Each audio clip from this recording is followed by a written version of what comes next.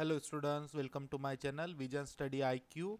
इस वीडियो में हम इंडियन पॉलिटी बाय लक्ष्मीकांत का जो चैप्टर 22 है, पार्लियामेंट ऑफ इंडिया, उसका ये पार्ट 2 है। पार्ट 1 मैंने ऑलरेडी अपलोड कर लिया है। अगर आपने पार्ट 1 नहीं देखा है इसका, तो इस वीडियो के डिस्क्रिप्शन में मैं उसकी लिंक डाल दूंगा। पहले आप पार्ट 1 देख लीजिए पार्लियामेंट ऑफ इंडिया का, उसके बाद इस वीडियो को कंटिन्यू कीजिए। तो जो हमारे से पार्ट 1 में रह गया था, इस वीडियो में हम कंटिन्यू करते हैं। जैसे कि मैंने कहा था पार्ट 1 में कि ये बहुत ही बड़ा और इम्पॉर्टेंट टॉपिक है, इसलिए हम इसको दो पार्ट में कवर करेंगे।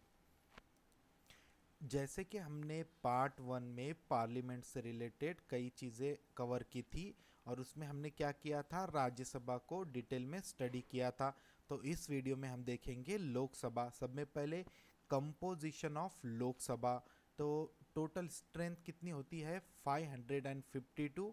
उसके बाद देखिए representative of states and union territories. तो अगर मैं स्टेट की बात करूँ तो 530 एंड यूनियन टेरिटरीज 20। उसके बाद नॉमिनेटेड बाय प्रेसिडेंट। तो राज्यसभा में हमने क्या देखा था कि 12 मेंबर प्रेसिडेंट नॉमिनेट करते हैं अलग अलग फील्ड से। अब यहाँ पे 2 मेंबर वो नॉमिनेट करते हैं एंग्लो इंडियन कम्युनिटी से। तो अब एंग्लो इंडियन कम्युनिटी क्या है, हम वो भी समझेंगे। तो आपके लिए यहाँ पे भी एक होमवर्क मैं आपको देना चाहूँगा कि अभी लेटेस्ट में आपको गूगल करना है और स्टडी करना है कि अभी ये देखिए, ये आइडल मैं आपको नंबर बता रहा हूँ, ठीक है। इसमें कई चेंजेस है। तो अभी करंटली क्या है, क्या स्टेटस है, यहाँ पे स्टेट को कितने दिए गए हैं, यूनियन टेरिटरी को और एंग्लो इंडियन, ये सारे आपको अभी चेक करना है कि अभी इसका क्या आंकड़ा है, ठीक है। उसके बाद लोकसभा के इलेक्शन में डायरेक्टली इलेक्ट किया जाता है। वहाँ पे इनडायरेक्टली था और यहाँ पे डायरेक्टली इलेक्टेड। तो सारे पॉइंट हम इसमें कवर कर रहे हैं। तो जैसे मैंने कहा कि प्रेसिडेंट नॉमिनेट करता है 2 लोग एंग्लो इंडियन कम्युनिटी से। तो एग्जैक्टली एंग्लो इंडियन होता क्या है कम्युनिटी।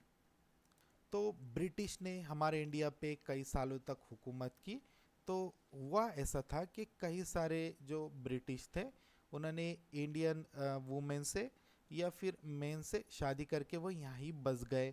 तो इन इन लोगों को ही कहते हैं एंग्लो इंडियन कम्युनिटी, जिसमें हमारे फॉर एग्जांपल देखिए कि ये मंगल पांडे का मैंने एग्जांपल लिया है। तो इसमें ये एक कपल बताया गया था, तो इन्होंने समझो शादी कर दिया और ये अंग्रेज़ यहाँ पर ही बस गया। तो अब ये एंग्लो इंडियन है, पूरी तरह इंडियन भी नहीं है और पूरी तरह अंग्रेज़ भी नहीं है, तो इनको कहते हैं एंग्लो इंडियन।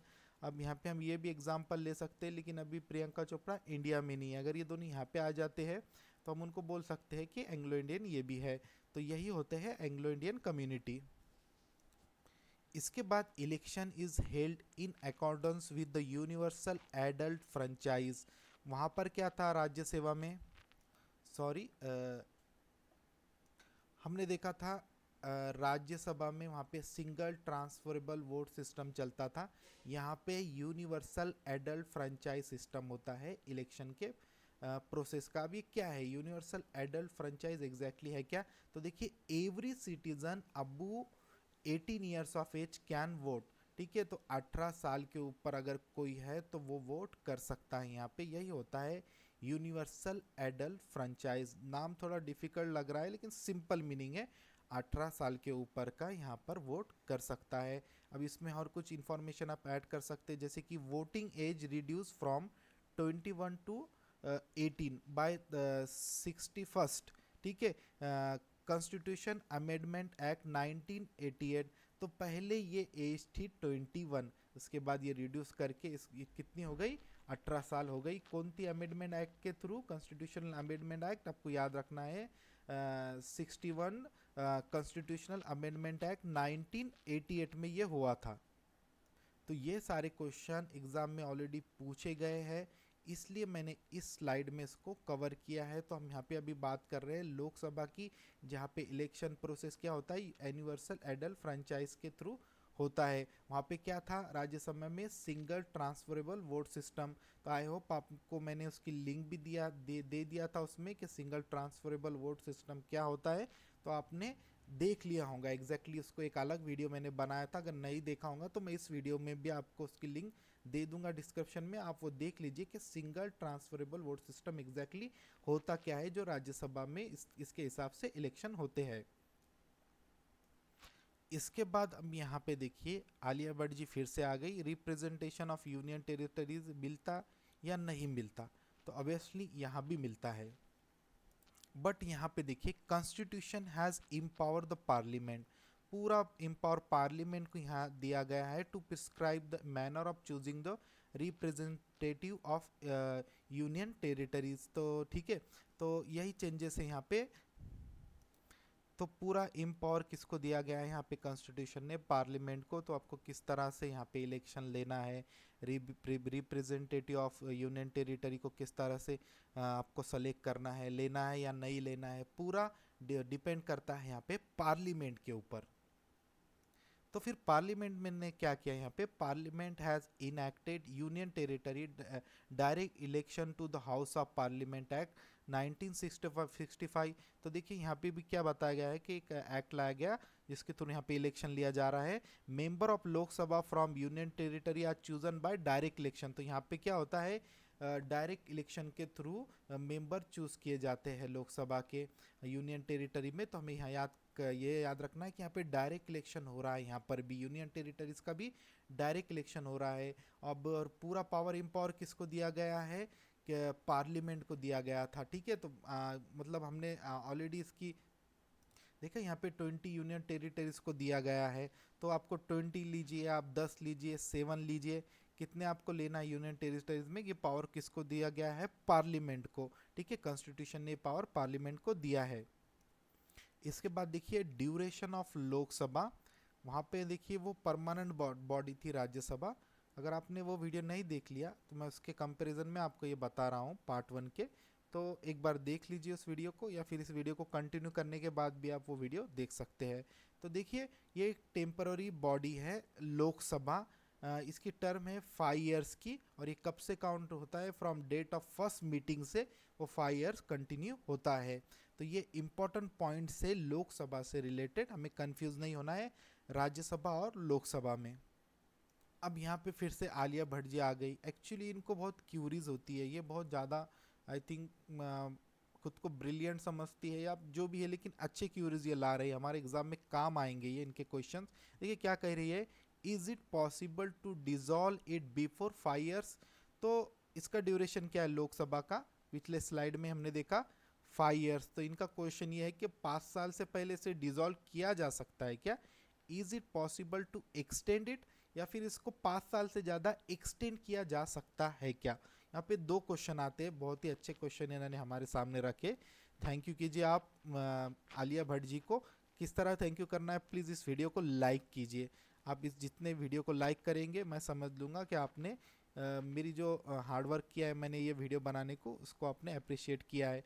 तो देखिए अब यहाँ पे इन्होंने 2 क्वेश्चन रखे आलिया भट्ट जी ने, कि हम उसको 5 साल से पहले डिसॉल्व कर सकते हैं या फिर एक्सटेंड कर सकते हैं क्या 5 साल से ज़्यादा। तो अब हम इसके क्वेश्चन के आंसर देखते हैं।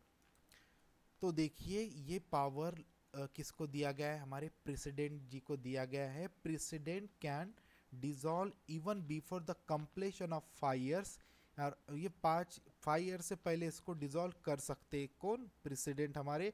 और इसको can not be challenge in the court of law, तो इसको हम चैलेंज भी नहीं कर सकते हैं कोर्ट में, कोर्ट ऑफ लॉ में। तो देखिए कितना अच्छा पावर हमारे प्रेसिडेंट जी को दिया गया है, कोई आम बात नहीं है, लोकसभा को ये डिसॉल्व कर सकते हैं 5 साल से पहले। दूसरा क्वेश्चन क्या था, is it possible to extend it, इसका हम क्वेश्चन देखेंगे कि ये भी पावर प्रेसिडेंट के पास है, समझेंगे इस बात को। तो इसका क्वेश्चन का आंसर है is it possible to extend it, तो यस इसको एक्सटेंड भी किया जा सकता है। कब, नेशनल इमरजेंसी के टाइम में, can be extended during national emergency for 1 year at a time.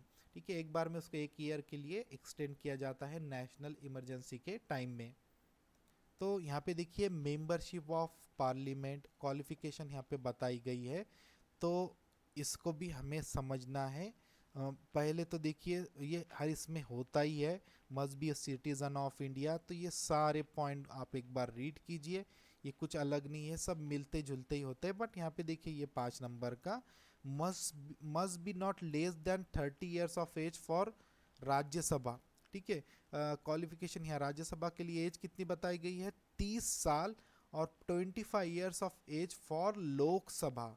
तो यहाँ पे ये एज के डिफरेंस आपको पता होना चाहिए। बाकी आप ये प्रॉपरली रीड कीजिए, कुछ आपको अगर समझ में नहीं आता है तो आप इसको कमेंट कर सकते हैं। सिंपल है, must be a citizen of India to bear true faith and allegiance to the constitution to uphold the sovereignty and integrity of India. कई बार आपने देखा होगा ये सारे क्वालिफिकेशन को इससे पहले भी कि must be citizen of India. तो यही है, बस ये देखिए, इस पॉइंट को आपको थोड़ा समझना है और इस पॉइंट को आपको थोड़ा समझना है, ठीक है। अब हमने क्वालिफिकेशन तो देख लिया, अब देखेंगे मेंबरशिप ऑफ पार्लियामेंट के अंदर डिसक्वालिफिकेशन। तो इसके अंदर देखिए, if he holds any office of profit, मतलब क्या होता है कि एक जगह से इसको अगर दो तरफ से गवर्नमेंट से कई पेमेंट आ रही है तो वहाँ वहाँ पे ये डिसक्वालीफाई ऑटोमेटिकली हो जाता है। तो एक बार ऐसा हुआ था, जया बच्चन जी के साथ ये हुआ था। तो फिर से आप एक बार इसके बारे में यूट्यूब पे देख लीजिए, आपको पता चल जाएगा, ठीक है। If he holds any office of profit, ठीक है, कहीं दूसरी तरफ से उसको कोई उन्हें गवर्नमेंट जॉब कर रहा है या कोई आईएएस ऑफिसर है, वहाँ से उसके अगर उसके पेमेंट आ रही है तो ऑब्वियसली ये डिसक्वालीफाई हो जाएगा। इसके बाद और किस कंडीशन में ये डिसक्वालीफाइड हो जाएगा मेंबरशिप ऑफ पार्लियामेंट की, तो अनसाउंड माइंड या stand so declare by the court, ठीक है। या फिर अगर उसको पागल है वो, या फिर उसको अगर डिक्लेयर किया जाता है कोर्ट के through, stand so declare by the court, मतलब कोर्ट उसको अगर डिक्लेयर करती है कि ये मेंटली फिट नहीं है, तो इस कंडीशन में भी वो डिसक्वालीफाई हो जाएगा। अब यहाँ पे हमने देखा, ये स्टार्टिंग में देखा था कि सिटीजन ऑफ इंडिया का होना ज़रूरी है, बट अगर ये कंडीशन देखिए, not a citizen of India, कोई अगर इंडिया का सिटीजन नहीं है, डिसक्वालीफाइड, या फिर उसने अगर acquired citizenship of any other country, या फिर अगर वो इंडियन है, उसके पास इंडियन की सिटीजनशिप है, बट उन्हें किसी और कंट्री की सिटीजनशिप को एक्वायर कर लिया है, तो हमें ऑटोमेटिकली यहाँ की उसकी सिटीजनशिप कैंसिल हो जाती है और वो भी इसके लिए डिसक्वालीफाई हो जाएगा। तो यहाँ पे अक्षय कुमार जी का मैंने फोटो इसके लिए लिया है कि अक्षय कुमार जी के पास, जैसे कि आपको शायद पता होगा बहुत सारे स्टूडेंट को, कि इंडिया की सिटीजनशिप उनके पास नहीं है। कहाँ की है, कनाडा की है। वो कई सालों से यहाँ रह रहे हैं, लेकिन उन्होंने वहाँ एप्लीकेशन नहीं दिया इंडिया में यहाँ की एक्सेप्ट करने के लिए और वहाँ की रिजेक्ट करने के लिए, तो अभी वो भी यहाँ के सिटीजन नहीं है। और ये देखिए इंसॉल्वेंट, तो यहाँ पे मैंने दो फोटो लिए हैं, आप इनको जानते हो। तो बैंकरप्ट, अगर कोई बैंकरप्ट है तो वो भी डिसक्वालीफाई हो जाता है। तो ये दो महान हस्ती को तो आप जानते होंगे, इंडिया के महान लाल, नीरव मोदी जी और माल्या जी, ठीक है। तो ये भी अभी बैंकरप्ट ही है, और इनको किस हिसाब से हम बैंकरप्ट बोलेंगे, ये तो कई पैसे इंडिया के लेकर भाग गए हैं, ठीक है। तो ये एक अलग मैटर है। तो अगर वो इंसॉल्वेंट है, बैंकरप्ट है, तो वो भी डिसक्वालीफाई हो जाता है। इसके बाद देखिए और भी कुछ है डिसक्वालिफिकेशन के कंडीशन, किसके हिसाब से, representation of the public act 1951 के हिसाब से ये कुछ और कंडीशन है। जैसे कि देखिए, must not found guilty on election offences और करप्ट प्रैक्टिसेस, ठीक है। तो अगर वो पकड़ा गया इलेक्शन के टाइम में कुछ ऑफेंस या करप्ट प्रैक्टिस के टाइम में, तो वो फिर डिसक्वालीफाई हो जाएगा। Must not have been punish for preaching social crime, अगर उसको कोई सोशल क्राइम के लिए पनिश किया गया था तो वो भी उसके अंदर डिसक्वालीफाई हो जाता है। तो ये कुछ है इसके अंदर देखिए, जैसे कि president decision is final, should obtain the option of election commission. इसके बाद नॉट बी डायरेक्ट और managing agent in corporation in which government has at least 25% share. तो बहुत सारे इसके अंदर भी एक कंडीशन आती है आरपीए एक्ट 1951 में, तो इसके थ्रू भी डिसक्वालीफाई हो जाते हैं। तो ये कुछ आरपीए 1951 एक्ट के अंदर इन्होंने कुछ कंडीशन और रखी है, ताकि कोई गलत आदमी पार्लियामेंट में ना आ जाए, लोकसभा राज्यसभा में ना आ जाए, ठीक है, और हमारे पार्लियामेंट को वो वीक ना करे या उसका मिसयूज़ ना करे। इसके लिए एक्स्ट्रा ये कुछ कंडीशन रखी गई है। मोस्टली देखिए इसके अंदर must not have been convicted for any offence, imprisonment for 2 year और more years, preventive detention is not disqualification, मतलब ये कोई क्रिमिनल ना आ जाए, ठीक है। और अगर ऐसा हो जाए तो फिर क्या मतलब, कुछ यूज़ नहीं रहूँगा हमारी पार्लियामेंट जो इतनी पावरफुल है वो आप उसका मिस यूज़ करेंगे, तो कुछ एक्स्ट्रा ही कंडीशन डाली गई है। आप रीड कीजिए, अगर इसमें से आपको कोई समझ में नहीं आता है तो मुझे कमेंट कीजिए, मैं उसको आपको पूरी तरह कमेंट के अंदर डिटेल में इसके बारे में बताऊंगा। बहुत ही सिंपल है, एक दो बार अगर आप रीड कर दोगे या फिर आप एग्जाम में भी आ जाता है तो क्लिक हो जाएगा कि ये अगर क्रिमिनल है तो ऑब्वियसली ये डिस्क्वालीफाई हो जाएगा या कुछ गलत उसने किया है, बस दूसरा इसमें कुछ नहीं बताया गया है। ठीक है, जैसे not have interested in government contract work, not have failed to lodge an account of his election expenses within time, सब प्रॉपर होना चाहिए इसके अंदर। ठीक है, और एक है देखिए इसके अंदर not be dismiss from government service for corruption और डिसलॉयल्टी टू द स्टेट, वही कि कुछ गलत आदमी ना आ जाए। इसके अंदर डिसमिस नहीं किया गया है किसी को गवर्नमेंट सर्विस से, किसके लिए, करप्शन अगर उसने किया होगा उसके लिए, या डिसलॉयल अगर वो स्टेट के लिए, ऑब्वियसली वो अच्छा बंदा नहीं होगा। अब यहाँ पे देखिए कोई पर्सन है गॉट इलेक्टेड इन, हमें कुछ डबल मेंबरशिप की कंडीशन है, तो ये केस 1 है, मैं पूरे आपको डिस्कस करके बताता हूँ। कोई है एक person XYZ, person got elected in both the house, Lok Sabha में भी वो इलेक्ट हो गया, अब राज्यसभा में भी इलेक्ट हो गया, तो क्या अब वो दोनों ये दोनों जो सीट पे वो काम कर सकता है या फिर उसको दोनों जगह से निकाल दिया जाएगा? इसके अंदर क्या कंडीशन है मैं आपको बताता हूँ। तो यह है डबल मेंबरशिप केस 1।